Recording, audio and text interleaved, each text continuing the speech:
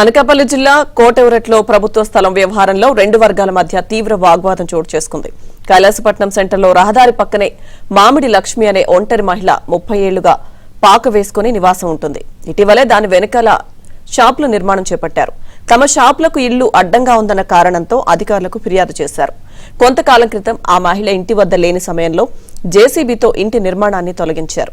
ఆదివారం నాడు మామిడి లక్ష్మి మరోసారి పాక వేసే ప్రయత్నం చేయడంతో స్థానికులు అడ్డుకున్నారు.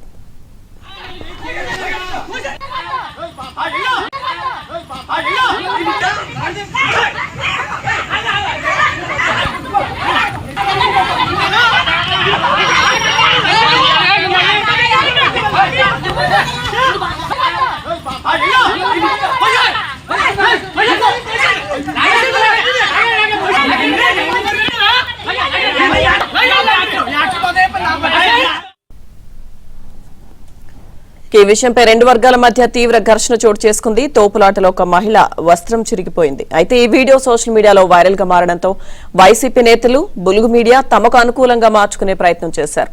రెండు వర్గాల మధ్య జరిగిన ఘర్షణను పార్టీల మధ్య జరిగిందని చిత్రీకరించే ప్రయత్నం చేశారు.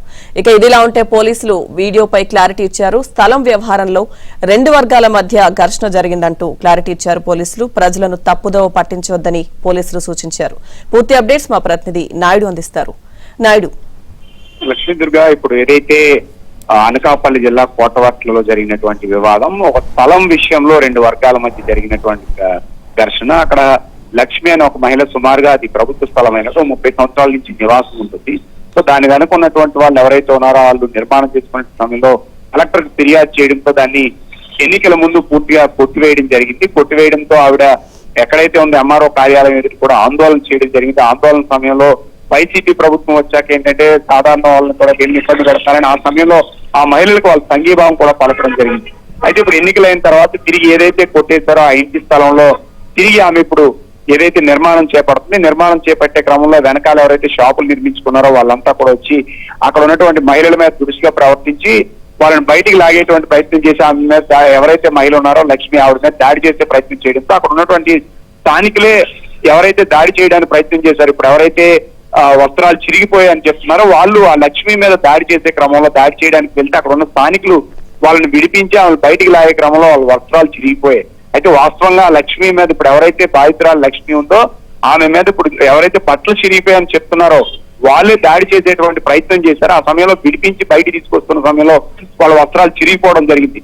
ఒక స్థలం వివాదంలో రెండు వర్గాల మధ్య జరిగినటువంటి దీన్ని పూర్తి స్థాయిలో రాజకీయం చేసి టీడీపీ నేతలు ఇదంతా చేశారని చెప్పి వాళ్ళు చెప్తున్నటువంటి పరిస్థితి, ఇదంతా హోంమంత్రి ఇలాకాలో జరిగిందని చెప్పి చెప్తున్నటువంటి పరిస్థితి. పూర్తిగా రెండు వర్గాల మధ్య ఒక స్థలం వివాదం మాత్రమే. ఆ దాన్ని ఇప్పుడు రాజకీయం కింద పులిమారు ఇప్పుడు రెండు వర్గాల మధ్య కూడా, ఎందుకంటే అక్కడ నిర్మాణం చేస్తున్న వాళ్ళు దీనిలో ఎవరైతే దాడి పాల్పడ్డారో రెండు వర్గాల మీద కూడా పోలీసులు కేసులు పెట్టడం జరిగింది. మొత్తం 14 మంది పైన కేసులు నమోదు చేశారు. 506, 323, 324, 354 పక్కన ఈ సెక్షన్ల కింద కోటవర్ట్ల పోలీసులు కేసు నమోదు చేశారు. సో ఇందులో రెండు వర్గాలు కూడా పొరపాట్లు ఉన్నాయని స్పష్టంగా చెప్పారు. అయితే ఎవరైతే ఒక మహిళ మీద దాడి చేస్తున్నారో వాళ్ళని అడ్డుకొని బయటికి తీసే క్రమంలో సపోర్ట్ చేసినటువంటి వాళ్ళు ఎవరైతే ఉన్నారో స్థానికులు వాళ్ళు టీడీపీ మద్దతుదారులుగా చూపించి మా మీద దాడి చేశారో అమానుషం జరిగిందని చెప్పి ఇప్పుడు సోషల్ మీడియాలో కావచ్చు, లేకపోతే ఎవరైతే వైకాపాకు అనుబంధంగా ఉన్నటువంటి మీడియాలో ఇదంతా ప్రచారం చేస్తారో అక్కడ వాస్తవం లేదనేది పోలీసులు కావచ్చు అక్కడ ఉన్నటువంటి వాళ్ళని కానీ అడిగి చెప్తున్నటువంటి పరిస్థితి అయితే కనిపిస్తుంది.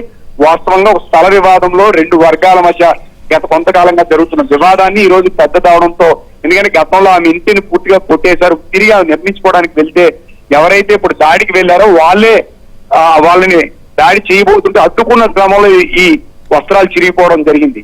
సో ఈ వస్త్రాలు ఎవరైతే చిరిగిపోయాయని చెప్పి ప్రచారం చేస్తారో వాళ్ళే దాడి చేయడానికి ప్రయత్నించినటువంటి పరిస్థితి ఉంది. అక్కడ స్థానికులు అడ్డుకొని బయట తీసే క్రమంలో వస్త్రాలు చిరిగాయి. సో దాన్ని మహిళలపై అమానుషం అంటూ కూడా ప్రచారం చేస్తారు. ఇందులో వాస్తవం లేదని పోలీసులు కానీ అక్కడ స్థానికంగా వెళ్ళి పరిశీలిస్తే చెప్తున్నటువంటి పరిస్థితి అయితే మనకి కనిపిస్తుందని స్పష్టంగా చెప్పొచ్చు.